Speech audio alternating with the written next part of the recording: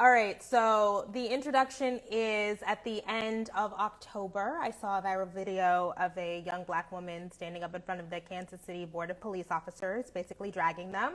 Fair warning, I'm not nice and I don't seek to be respectable. Firstly, stop using black children as photo opportunities because they're cute now, but in 10 years, they're black male suspect in red shirts and khaki shorts.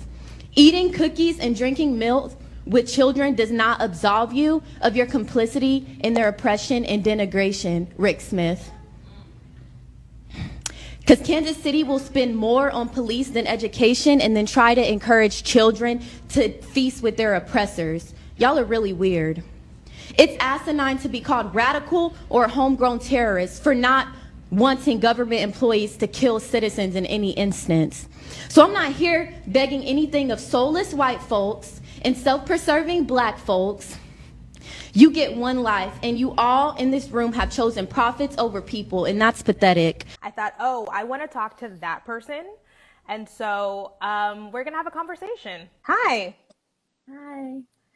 First of all, sorry for I don't even know what was going on. I've never had that happen before, but thanks so much for sticking with it and working it out. It's no problem. Thanks for having me. All right. So I just wanted to get a little bit into first your background. I think a lot of us came to be familiar with you because of that viral video at the end of October where you were fucking dragging that Kansas City Board of Police Commissioners. Is that what it was for filth? Is that? Yeah, the BOPC, the Board of Police Commissioners. Okay. Who are you? That's a good question. I'm 20 years old. I'm an activist and organizer from Kansas City, Missouri. I grew up in Savannah, Georgia. And yeah, up until that point, I've just been like an organizer and activist, just doing work every day. Like I worked for a civil rights organization at the time. So it was like 24/7, like activism related work. And I had gotten arrested twice the month before this meeting. So I was already kind of like fed up. Like I was searched by male officers, although I requested female officers to search me. So I was already kind of fed up. And then we all kind of coordinated us to go together and kind of just anticipated a violent reaction from the police after we started interrupting the BOPC meeting. And the people who were going before me weren't really as angry as they didn't have the same energy that they said that they were going to have. And it just kind of irritated me because I'm like, what is the point in us coming here and being nice and saying thank you and good morning, thank you for allowing me to speak. So I was like, I'm not thanking them for nothing. Like, this is my building. Like, all of this is mine. Yes. I really got beyond the point of trying to be nice, and I'm just to the point where I'm like, I'm not asking anybody for a seat at the table. I'll make my own table. I'm not asking them for liberation. I'm not asking them for anything. I don't have to ask cops not to kill black people. So I just use my time to flame them up because I felt like a lot of people kind of coddled them and was like, you know, KCPD officers do this, that, and the third. They know exactly what their officers do. So I'm tired of us reinvigorating and trying to rehash what we already know that the police do. Let's do something about it. Let's call them out. Let's drag them and make them feel uncomfortable. All of them were very uncomfortable up there. I could see them heavy breathing, like scared of what I was going to say next. But our mayor, Q, I didn't have much to say about him that day. But when I said, I spent the last 6 months dragging you, he was like, she did spend the last 6 months dragging me. So I'm like, that's the type of energy that we need to bring to public officials. And we need to stop kissing up to them and saying, oh, can I please have a crumb of liberation? Okay, so yes, I love this so much. So I'm so glad you mentioned your age because I wasn't sure, but I knew you were young. And you say in your Instagram bio that you're a radical. And something I think about a lot is radical ideas are not new. A lot of us are drawing on a Black radical tradition, but there does seem to be something different about how people your age are confronting power. There does seem to be something much more pointed and confrontational and less apologetic. Like, do you feel that way? Yeah, definitely. I feel like our generation just doesn't have, I feel like every growing generation is running out of patience and running out of time. And I feel like my generation is like at the very brink of the end of patience. Like, I'm tired of waiting. I'm tired of begging. I'm tired of saying, "It's kumbaya, please give us rights." So yeah, I definitely see that energy. Like, even a lot of the older people in the Black radical tradition who I know, like, really aren't as radical as me, and like make it known. And everyone has their limits, but our generation is literally like, it's a make it or break it year. It's a make it or break it generation. Like, either they're going to start coming up off office and stuff, or we're going to start taking some stuff, like, which is why I wish that we still had an active, like, Black Panther Party, and like a central network, how they had a central network. But I was talking with a member of Brockhampton, and he was just explaining about how, like, COINTELPRO in the 60s kind of started to replace our Black leaders like Angela Davis and the Black Panthers and everything with our celebrity figures like Marvin Gaye, Good Times, and all this other stuff. And we started to see more of that popular culture representation, and that looked like equality, equity, and liberation to people. So we kind of forgot. But I feel like this year just kind of rehashed what we already knew, that like it's far from over. We're less close to liberation than we are now, because now that we have so much representation and we have so many people in power, and we have so much money, like, we're a very greedy community. Like, I won't call Black people greedy, but a lot of members in our community live based off of capitalism and consumerism. So now that we have all of these, it's so much harder to get liberation when it's all of these things blocking us. And it was set up this way. Let's take Angela Davis out of the street. Now they have Marvin Gaye, and they think that, like, oh, everything's good now, and it's far from good. So it's going to be so hard, especially when we don't have the support that the activists in the 1960s had. It's like a collaborative effort back then of like, we're not going to sing.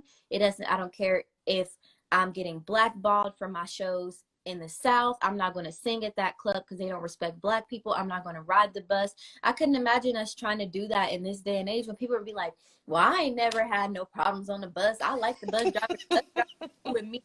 He nice to me. He don't never be going off on me. So it's like, it's so much harder nowadays to get what we would have gotten had the Panthers, not been all jailed or murdered, and had we just been able to get that, class struggle enacted with each other. It was white, Black, Latinx, everyone just came together and said, like, they're the ones stepping on us. Let's start stepping back.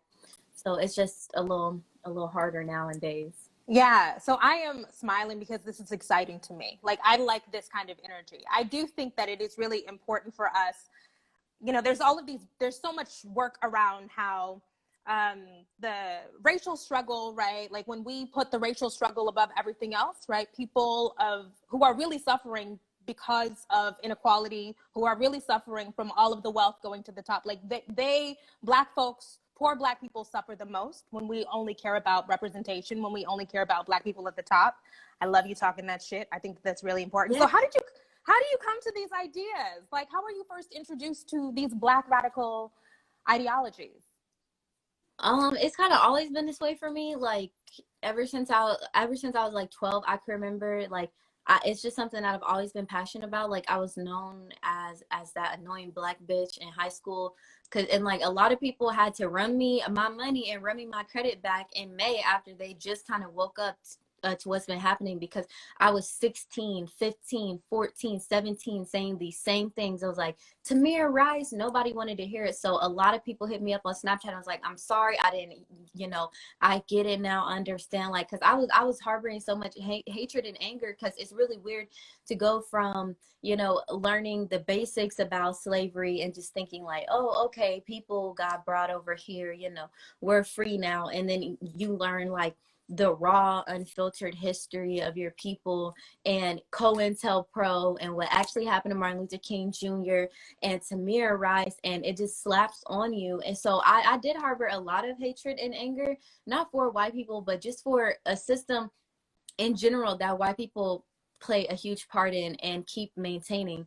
So it's not like it just kind of happened overnight. It's just always been a gradual thing for me. It's just like educating myself, like learning more. I remember trying to educate my classmates on white savior movies for my senior presentation in high school, and I did a whole presentation about The Help and The Blind Side, Freedom Riders, all of this other stuff. So it's just been a continual fight for me to try to educate people. And then I happened to meet other young Black people in the Black Red Coal tradition at the George Floyd protests over the summer. So we officially got together and formed an organization called Black Rainbow. And I had been a part of their organization and organizing with them from May to August. And then I decided to make my own organization. But other than that, yeah, it's just been a gradual thing. Yeah. Was there an inciting incident? I know you must have been in your early teens when Trayvon Martin was killed, and there was so much momentum around that. And when Black Lives Matter emerged as a mass movement, did that spark anything in you? Yes. Well, one, I strongly remember the murder of Trayvon Martin. I remember there was a BET special on it, and I had to be, when he was killed in like 2012, I had to be 11. I was probably 11 at the time, and I remember sitting and watching that. And I lived in Savannah, Georgia, and I lived on a street. It's now a Walmart, so my whole street is like now a Walmart, a gentrification. Yeah. I lived in between a Parker's and Shop and Go, and they were both walking distance, 2 convenience stores right there.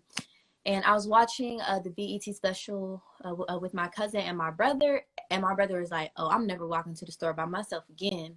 And he's 2 years older than me, and I couldn't really put a name on it. I just knew that it hurt, and I didn't know why. I'm like, why should he not want to go to the store in appearance that his mom pays for? Like, we live neighborhood, we've been here.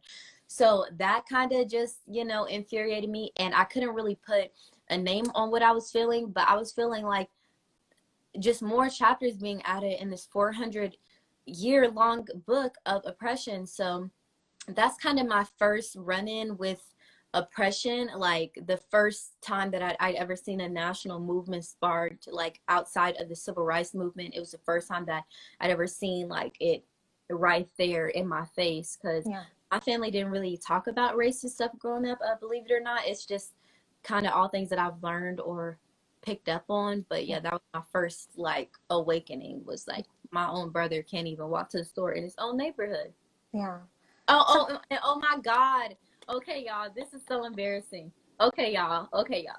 So after the death of Trayvon Martin, I went to Shop and Go, and I bought Skittles in Arizona, and I was just gonna keep it in my closet. Like, I was just gonna keep it. But I ate it like 2 days later, and I felt so bad. But that was my first like official time where I kind of had to recognize that like we really have it bad. But that was supposed to be my like. You were making a statement by, yeah. Child, and I ate it 2 days later. I was trying to hold off so bad, but that was my first time like ever actually mourning someone that I didn't know, and for a viable reason. Yeah, you're laughing about this, and I get it. But something, it's sad. It's sad. Yeah, something I think about a lot with people your age is, and you were thinking about this at 11. Do you feel like the injustice in this country, that white supremacist capitalism has stolen your youth? Yeah, they stole our childhoods. Like, they stole our childhoods. Like, most white girls at 11 were probably like Justin Bieber, like, yeah. Ooh. But I'm sitting around here like, Trayvon Martin, like, how does he get away? How did he kill them though? Like, and then I remember, I forget what news channel, but they put his body on like national TV, like for children, for everyone to see. Like, it was just on the TV screen. So that was like really triggering, and just kind of like, we don't get the same luxuries that the white kids get. They aren't worried about, people coming in their neighborhoods and killing them after the police tell them not to. So it just shows kind of like how we live in two completely different Americas, where white kids, you know, enjoy luxury in life, and then we're, you know, left wondering what's going to be made of our futures, if we'll even have a future. So Yeah. Does that make you angry? oh, absolutely. Absolutely. Like I was very, when I was new to the activism space, I was very intentional, or I tried to be very intentional to not look angry, to not come across angry, to like all of the organizers I was with, I was like, you know, I don't want anyone to think that I'm the angry Black girl. I never like that, by the way. But I was just like, I don't want anyone to think I'm angry. We have every right to be angry. Anger fuels us. Anger keeps us going. Anger keeps us aware. It keeps us on our toes. So if I have to be angry for the sake of my people having liberation, I'll deal with that burden. But I'm tired. I'm beyond being told like, oh, stop being an angry Black woman. I wake up angry, and if you're not angry, you're not paying attention. If you don't wake up every day and drive down the street of your own neighborhoods and see 10 houseless people under a bridge, and you're not angry by that, you aren't paying enough attention. If you don't drive and see single mothers in the windows at Popeyes, got kids at home, got all these different things, and they have to work 12-hour shifts, barely making rent, you're not angry enough. I can walk around all day and see 12 different things that make me angry. And if you don't have that same energy, if you don't feel the same way, then you're not paying enough attention, and you're not activating, you're not organizing, you're not doing anything viable. Because if you're paying attention, to be a Negro in this country and to be relatively conscious is to be enraged nearly all the time. James Baldwin. So if you're not angry, you're not paying attention. It's really that simple. So I'm cool with that label now. Yeah, yeah. This makes me. I get it. I get it. But it just is so fucking wrong. It's so fucking wrong. You should be having fun. You are 20. It's so fucking wrong. Okay. I called out a little baby, and then I was just crying. Like I was mainly sad over the death of a Louisville activist named Travis Nagdy. And then like I was just like, us activists, we're super young, and instead of partying, we're protesting. And people kind of tried to misconstrue that and be like, oh, she's mad she can't party. I'm not mad about anything. I know I'm on the right side. I know that, you know, although I may not be having the best time all the time, like my kids being able to sleep comfortably in their beds, me being able to sleep comfortably is my end goal. So I'm working towards that. So I wasn't even angry about that. Like I know people, you know, go up in arms about activism, this, that, and the third. I know what side I'm on. You know, I'll sleep knowing that people knew me for more than being rich. Like a lot of people in this generation just want to be rich, attain social capital, have a storefront, have something to call their own. And I'm like, being rich is not how you want to be remembered. Rich people don't get remembered. People forget that all the time. How many rappers that have died in the last year that were rich that people no longer talk about? Everybody still talks about Nip because he showed up in his community. He showed out for his community. He gave back to his community, and people in his community knew and cherished and loved him. So stop trying to be remembered for being rich. People don't remember rich people. It's really that simple. So if you want to make a lasting statement on our community and on Black people, show up in community, show up to this fight, because rich isn't going to sustain you. It's not going to, no one will care about you after you're dead, essentially. Yeah. You know something I always like to ask Gen Zers? I feel like there is something different happening with social media. The wealth is so in your face all the time. It's inescapable. Like not just people, not even just rich people, right? Like normal people aspiring to wealth, pretending to be wealthy, buying really, really expensive stuff. How does that affect you? How do you block that out? Ooh, for like up until last year, like not even last year, up until May, like I was the same way. I was like, for my 20th birthday, I want Christian loops, and I want to go to Atlanta, and I want to take pictures. Excuse me. And it's just because it's so in our face, like how you said it. It makes it seem like it's idealistic. It kind of turns us from humans who have viable things to offer and should want things outside of, you know, a Gucci, Louis, Fendi bag, to people who try to emulate those who are empowered.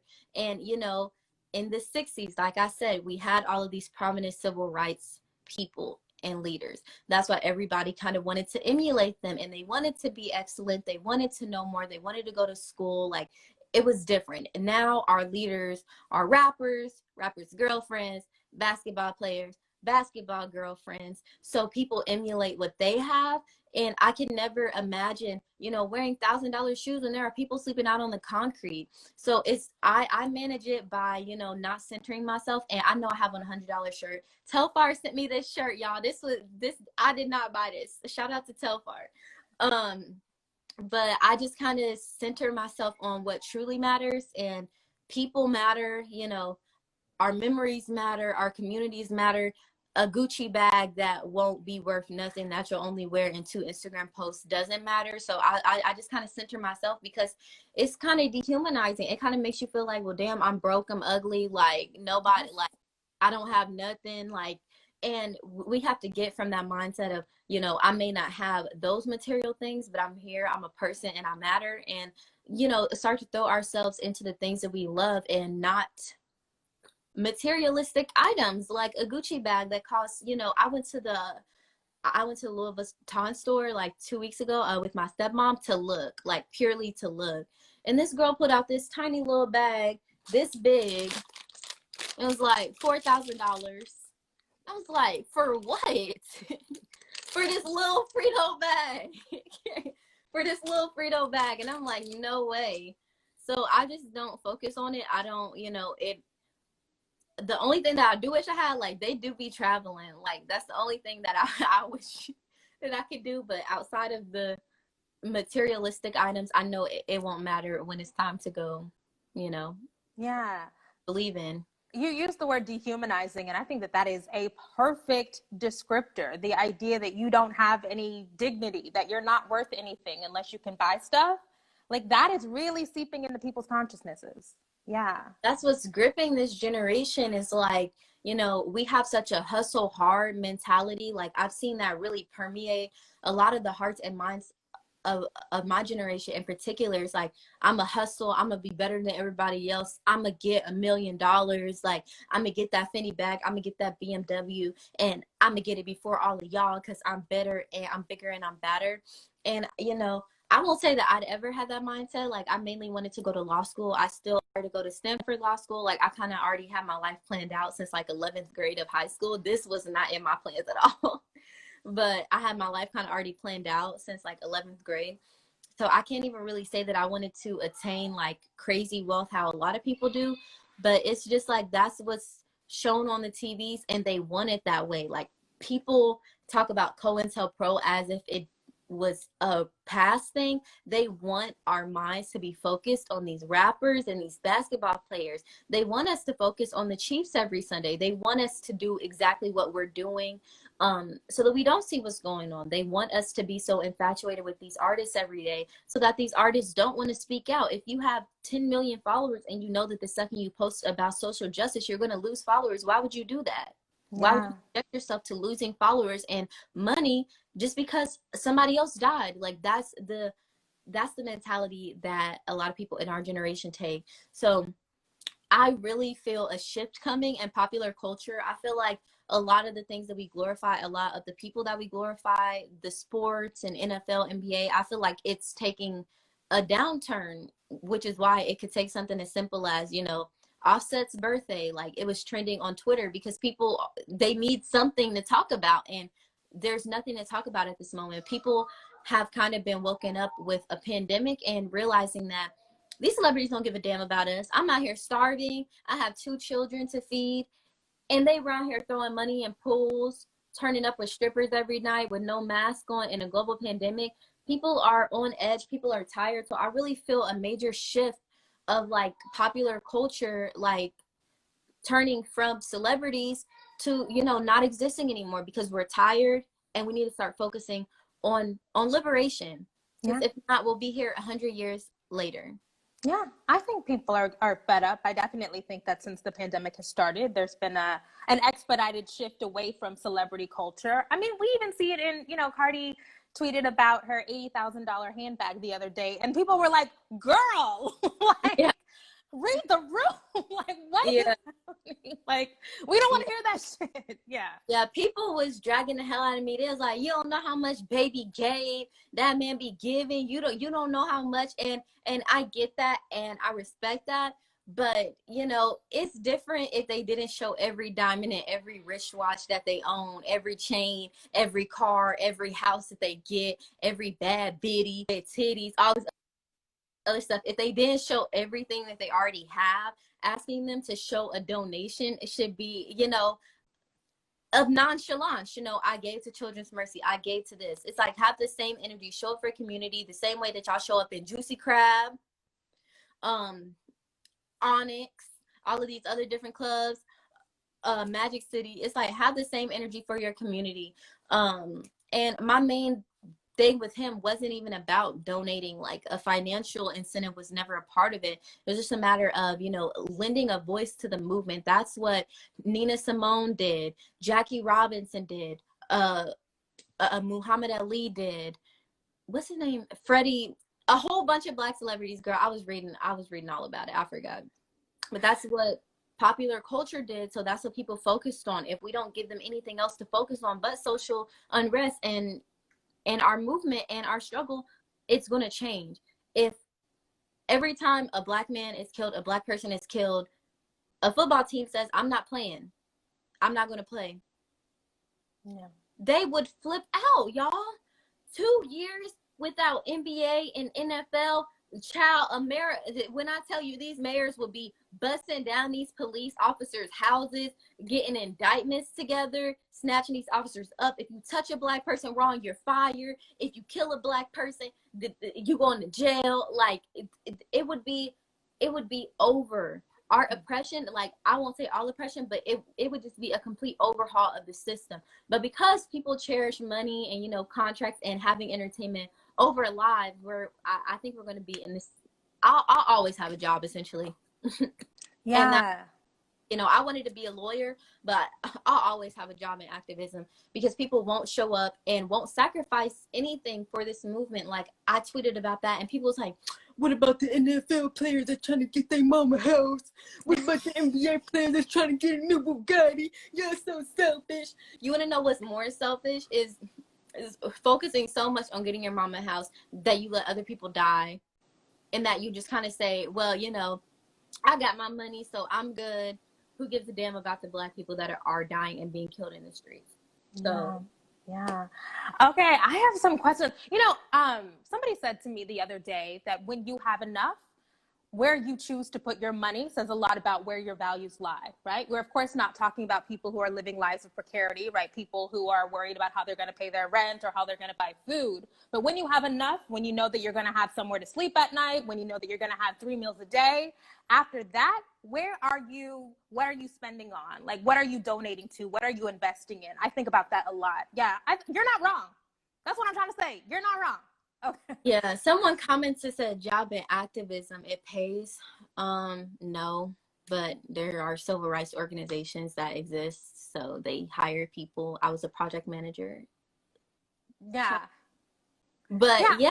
But also, activists do deserve to live. Like, I think that is a norm that we should have, right? Like, even if you are choosing to dedicate your life to this work, which is difficult work, which subjects you to all kinds of violence, you do deserve to be paid. Yeah, people were like dragging me, like, oh, she's always plugging her Cash App. Yeah, baby, AT&T ain't free. Y'all love to watch these lives. Y'all love to watch these protests. I realized in the summer, a lot of people kind of made activism our entertainment because we didn't have the NBA, we didn't have the NFL. So they kind of turned to a new source of live entertainment. And people would, like, it was 25,000 people watching our protests and stuff just to have something to watch, just to have something to be invigorated and, you know, engrossed with. And it's kind of sad that, you know, Black trauma became a form of entertainment.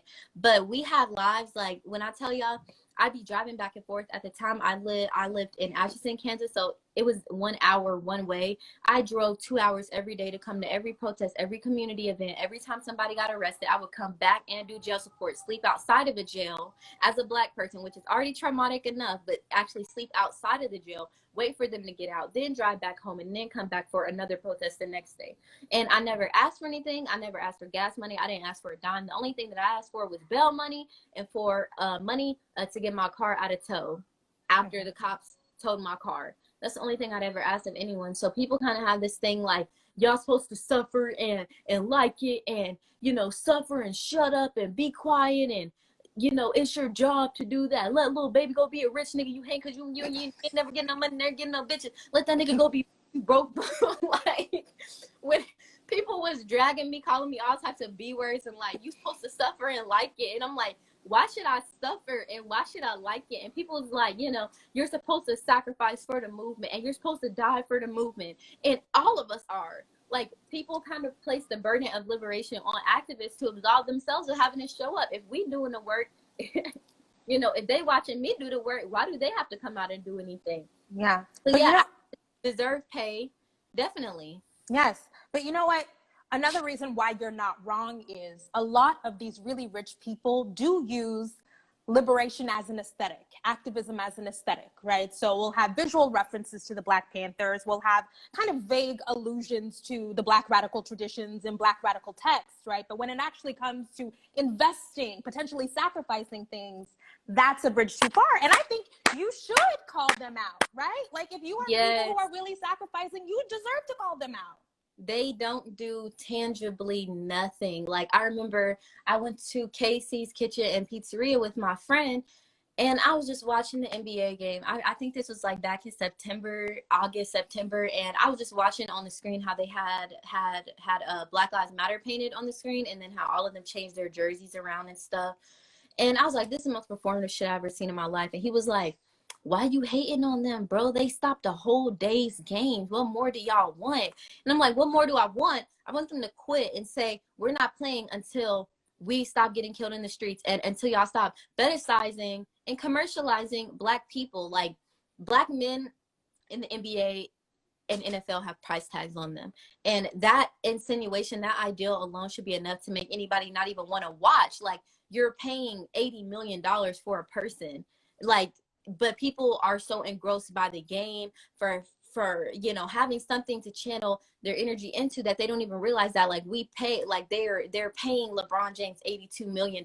Like, they're paying a person to be put in a court, you know, for our entertainment, for white entertainment.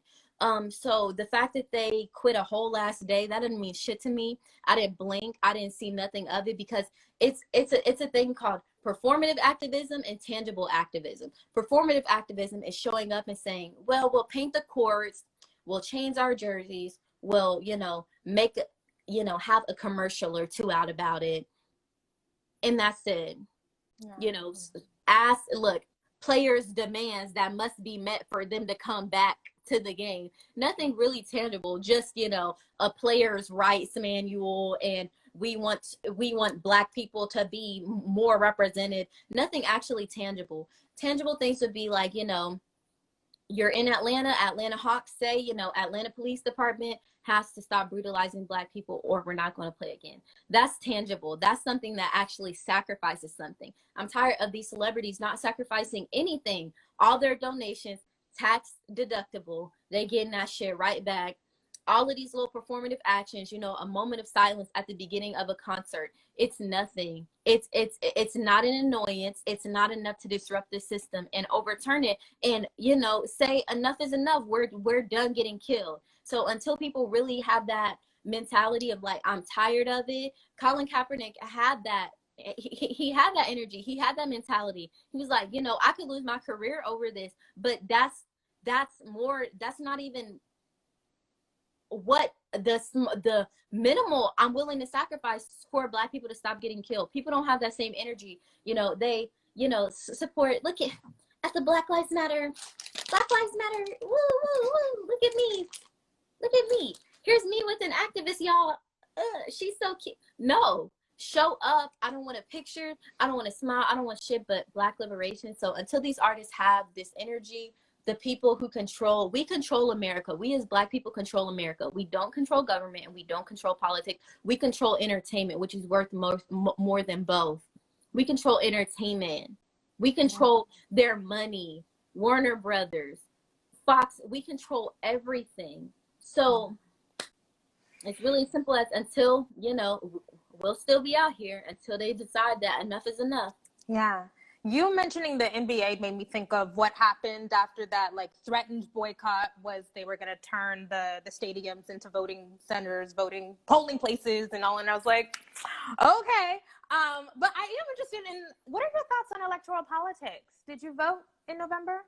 Mm-hmm. Okay. Yeah, I vote. You know, whether or not it goes toward, like, everyone has this idea that they're already fixed. Like, you know, I'd rather vote and, you know, find out it's fixed than not vote and then find out it's not fixed. So yeah. I vote. I'm not against voting. I understand why people see it as a trivial thing when we spent all these years voting and haven't gotten much substantial change. Like, a lot of older people kind of shame us, like, your ancestors died for your right to vote. First of all, they didn't die. They were murdered. Second of all, we do all this voting. We show up every 4 years. Yes, we can campaign, vote campaign, this, that, and the third, and we still haven't really gotten anywhere substantially. So I kind of get why some people choose not to vote, or like why they kind of say, like, you know, I'm not going to vote.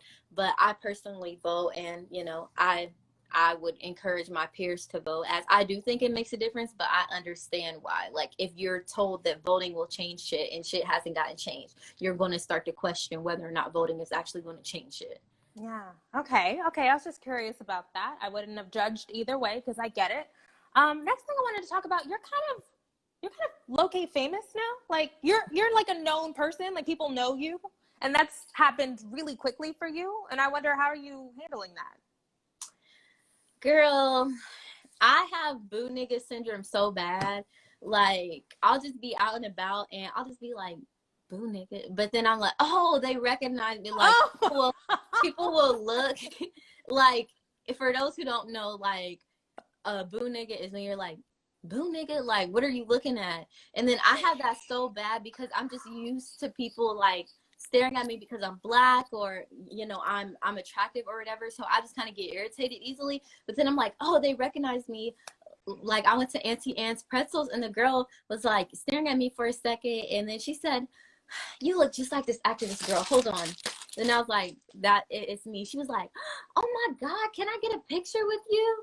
So, you know, it's flattering. I appreciate the love and support, but, like, I gotta work on that, because I'm just so used to people, like, looking at me. So I'm just like boo, like, but I gotta realize, like, I'm a public figure now, so I can't just be like booing niggas out in the street.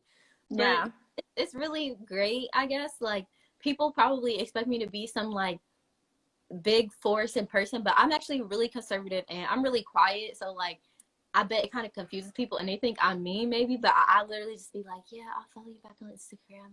Have a good day. And I bet they're like, where the I'm not nice and I don't seem to be respectable at. I'm like, child, she at home. I only say that for child, that's for police. That's for the police department. Say for the cops. Okay. That's for the cops.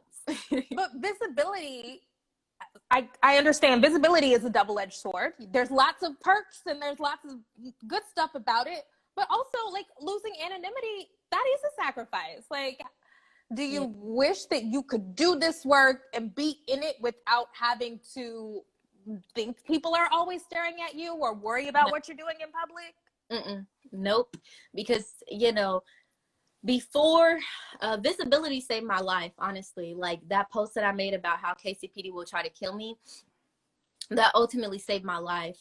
Having people recognize me and know who I am and, like, always looking out for me. Like, people hit me up and be like, hey, I saw you at the mall earlier. I was just checking on you. Are you okay? Like, just having that visibility and, you know, having people recognize me and know me kind of saves me in the end, because they know that, like, people know my face and know what I look like, and the police department knows, like, well, damn, we can't, you know, pay somebody to crash into her. She said that we would do that. Can't pay a Black man. A shooter says she would do that. You know, she very obviously does not involve herself with drugs or alcohol, can't plant something on her. So it kind of puts them in a bind to where they'll have to get creative to, you know, try to take me down or try to infiltrate, because I'm not simple. You know, I'm not saying that like other activists who have been killed are simple, but you know, that visibility is kind of what saved my life. So it kind of gets annoying because like I'll just be hoping like I don't see nobody out and about, and I do. But it's a blessing and a curse, because a lot of people tell me like I look up to you, like thank you for all the work you do. Like, so as long as I can give my people hope, like I'm fine with, you know, with that. Yeah. So back to something that you just referenced. After you went viral, then you went viral again for a tweet thread about how the Kansas City Police Department was trailing you and they were stalking you. And what happened? Was there an official response from them to that? Girl, I talked to the mayor and he said, hold on, I'll for those who don't know, I was, you know, after I went viral on Tuesday and Wednesday, and then Thursday and Friday, I think I worked Thursday, I worked Wednesday, and then I didn't work Thursday or Friday. So like I was just kind of like processing everything. I was doing interviews and stuff. I didn't really go anywhere to see if they were following me. And then that Saturday, I did a photo shoot at 4 o'clock in the afternoon. And a car 818 drove by, and I noticed, well, one, I've been trained to kind of recognize cop cars and try to memorize the license plate, but I noticed it because I was in the middle of the street for my photo shoot, so I thought that they would tell us to move. So I kind of like stopped and stared like, boo nigga, like what are you about to do? And then 818 is two more than 816, and that's our area code. So I just kind of stuck that in my head. I was like, black male, driver's seat, white female, passenger seat. Boom. Our photo shoot's over. At 6 o'clock that day, I went to do Truck or Treat on 35th and Prospect, which is around 10 minutes from downtown. It's the worst part of Kansas City. And I was doing Trunk or Treat, and I literally saw the same damn car, but I snatched up 5 different other activists. I was like, that's the same car that was on my photo shoot. Look, black man, white girl right there. I was like, yeah, them niggas think they slick. Like, I was feeling myself because I wasn't really taking it serious at that point. I was like, yeah, they thought they was slick, didn't they? And then I went to my friend's Halloween party in Mission, Kansas. First of all, it was like 5 of us. It was not a huge party. It was 5 of us, 5 people. I went out there. I get back home at like 11. I was just sitting in my apartment complex because I'm used to just kind of sitting out in my car and decompressing before I go in. So I was just on Twitter, like I wasn't really paying attention. And then I saw I don't live there anymore. I lived above a nightclub. So it's like, it's not above the nightclub. It's in the same building. In the back of our apartment complex is a U-shaped lot. So you really don't have to come back there unless you live there, because it's just going to take you back out to the street, which is straight anyways. And they came back there like a good twice. And then I was like, oh, hell nah. Like, here's my phone, y'all. I was just recording. And then they had the audacity to come back again. So I just kind of confronted them. And I was like, what's going on? Like, I seen that white girl in your passenger seat all day. Like, what's really real? And then cops try to gaslight you and be like, we have lots of white girls who work here. Like, there's still no explanation for you to be in the back of an apartment complex parking lot at 11 o'clock at night when an activist just happens to be out here. So at that moment in time, like, I really started taking my security seriously, because I'm used to them following me. Like, we're so used to it. Like, they know where we live. They know our cars. It's of nonchalant at the end of the day. But I hadn't realized like the severity of what I had done. Like, for the moment there, we got national attention in Kansas City. And that's something that we never get unless it's involving the Chiefs or Patrick Mahomes or Tech 9 maybe. So the fact that I had brought national attention to the police department, international attention to the police department, and named a bunch of rich people, named a bunch of cops on camera, people trying to Google who is Rick Smith, and you know, they were pissed. And I can imagine how pissed that they would be. I hadn't gotten a response from them. I didn't reach out to them because I'm like, fuck them niggas. Like, what am I going to talk to them about? Hey guys, could you please stop following me? I would greatly appreciate it. No, they're going to do what they're going to do regardless. I got security, and then I reached out to the mayor, and he, you can't trust a thing this man says. He was like, well, yeah, I reached out to, he's black, y'all, by the way. He was like, yeah, I reached out to them and asked them about that. You know, I told them to relax. You know, you didn't tell them to do nothing. You was probably like, she goes to Starbucks on Monday mornings at 7 o'clock in the morning. Get her in. Like, I don't trust anything he said. But I was kind of laying low for the week after I went viral. And then the one time I go to get my car, I went and got my car and I took it to my security's apartment and I parked on the street and they got me for parking 6 inches too far out from where I was supposed to be parked next to the curb. Like, so I have to pay a ticket for not parking 6 inches too close. So girl, so it's just little stuff like that, just like childish, like trailing and, parking tickets and a bunch of nonchalant stuff. And I still have 2 pending cases from like October, September. So I was just kind of interested in seeing how they were going to try to play those out with me. Like if they were going to try to be more severe or, say like trespassing is actually a criminal federal charge or, just work some magic, because in Kansas City, the local control isn't in the police department. It's with our governor. So the governor controls the police department. We don't have any control over Oh, that's interesting. Department. Only city in the country that does that. He appoints people to the BOPC. So I confronted our BOPC as they control the police department, but our governor controls them.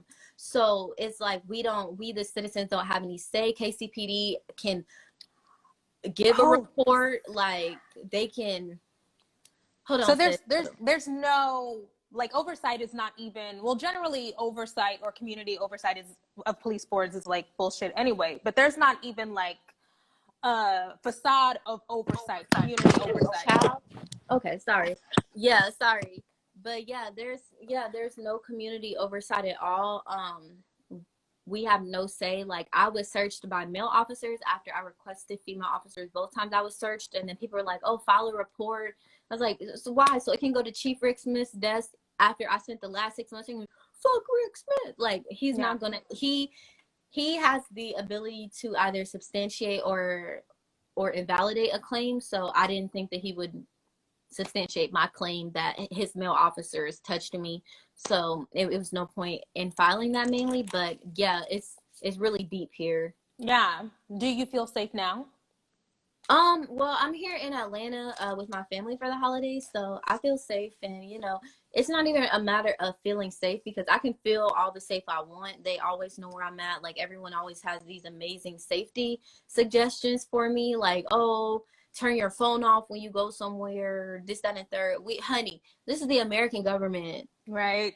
Right now. Like, everyone was like, stop posting your location on your Instagram stuff. Like, honey, this is the federal American government. They know where they know the outline of this room. They know everything about me and everything about the work that I do. And I'm not going to be scared and like, be like, oh, I don't feel safe. Like, I know I'm not safe, but that's why we keep going. Like, that's how we're going. Yeah. The last thing I want to ask is, a lot has happened for you in the past couple of months. How do you think you've changed? I don't know. I don't think I've changed much. Like, I've definitely gotten more interpersonal, and more protective of myself than I was before. Like, I would kind of just like, oh, I can't link with everybody. I can't be everybody's best friend now. And I've kind of had to come to terms with that, with being like a national activist. Like, in Kansas City, there's not a lot to be feared with meeting random people out on the street. But with people nowadays, like, it wouldn't take nothing but $1,000 for the government to be able to get somebody to hurt me. So I just kind of have to be conscientious of who I hang out with, like who I surround myself, who I tell stuff to. Like, I don't tell no one nothing about any of the plans that I have. Like, no one. Like, other activists, you'll show up, I'll tell you, you can show up, you cannot show up, but you won't know anything about it in advance. So it's just about me being more protective of myself is the main thing. And I've gotten a little more defensive.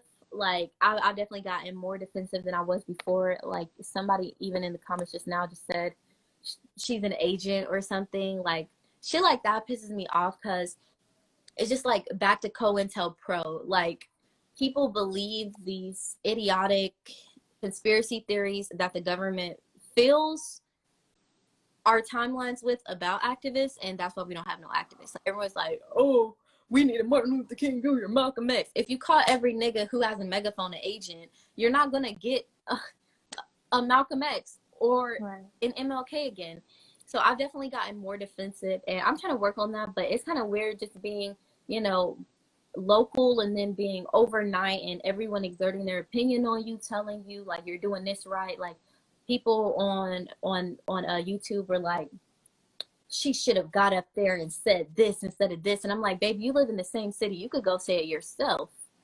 You can go say it. You can go give that same message that you want me to give. You go give it to the BOPC. Don't try to tell me what to do and say. So yeah, I'm definitely more defensive because I'm like, nigga, where is my agent check? Like, they was like, government agent, spy. A black woman said that she knew that I was an agent because I'm too sister girl. Bitch, I'm black. I'm black. What you mean too sister girl? How you knew I was an agent? Because I'm too sister girl. So that just kind of tripped me out, and it just kind of irritated me because I'm like, well, tell the government they missing 30 weeks worth of checks if I'm supposed to be an agent, because I ain't got none of them bitches. So but you know, I realized, you know, it's their dumbass propaganda and the dumbass people who believe that. Like, so okay, one more last question. My last question is going to be about the fact that now you have this huge platform, you have some notoriety. You've mentioned that you are not going to play into materialism and capitalism in that way, but I do wonder if the desire to be like an influencer, like a social justice influencer, like that's a lucrative career for a lot of people, and you still get to be attached to the politics, but it's just a little less dangerous, it seems. Do you ever think about, you know, going that direction? Yeah, I'm kind of trying to find a direction for myself, as like I do have a lot of influence, and I want to stay grassroots. So I always want to be able to like do interactions like this and like always be grounded and like connecting with other black women, connecting with people directly. So I always want to do that, but I could see myself as like a social justice influencer. So I'm trying to work on leveraging my platform for social justice change, and trying to like mobilize a lot of our celebrities who are kind of dormant on these issues. Like, I have direct access to these people, so it'd be, you know, idiotic of me to come on here and constantly complain about what they're not doing, but I'm not offering them a seat at the table, or like, you know, offering them a resolve. Like, I'll never call people out and then not offer a resolve. Like, I called out Jack Harlow, offered him, you know, help or whatever. Called out Lil Baby, offered him a resolve. So I'm always going to offer a resolve, but I just want to be able to connect these two different communities, because a lot of these black celebrities don't even think that they live in two different communities. But it's a fact, like, after you gain a certain amount of capital, you become separated from your people that you know. You feel like, you know, I can't relate to the class struggle anymore. So I'm a different type of black person. I'm a rich nigga. I'm a nigga. So, you know, and I get it. Like, it's so many safety concerns surrounding like rappers and athletes, all this other stuff. Like, people have 1,001 excuses why they can't show up for community. And I empathize with that, but I'm like, time is up. Like, we have to start showing up. And like, I told a rapper the other night, like, I can't slide on my ops. Like, I have to do this work. Like, y'all can go slide on the ops. Y'all can go boom, boom, boom. You know, my ops know me. They know where I live. You know, they're waiting. Can I just ask, what does it mean to, I can't slide on my ops? I'm not sure. I'm old. I'm so sorry. Like, you know, my opponent, like you know, how rappers have like ops, like enemies, like other rappers they don't like, who they want to slide on, like try to shoot or something, like try to hurt in some way. I can't slide on the United States government, so I have to do this shit. So if everyone had that energy, like, we have to do this shit. I can't, you know, there's no way for me, without us coming together, there's no way to beat our ops, my ops. Like, there's no way for me to fight for people other than with the people, and, you know, with the amplified voices of main culture. So, you know, I can't, like, I had that realization, like, all these rappers want to talk about they ops, like, oh, I could slide on my ops, kill him dead. I'm like, honey, my ops is at 1725 a Locust in Kansas City, Missouri. Know my social, know my mom, know my family, know where I'm vacationing, knowing everything about my room, knowing everything about me. And there's nothing that I can do except, you know, show up for my people and try to work this shit out. So that's what I'm trying to encourage everyone to do, is come together and, you know, we'll get it done sooner or later. Well, that is all I have. Thank you so much, KJ. I'm going to repost this on our Instagram, direct people to your Instagram to give you money. Click on her profile. Your Cash App is there? Yeah. Yes, I think it's in my bio still. Send me, okay. Look, send me money.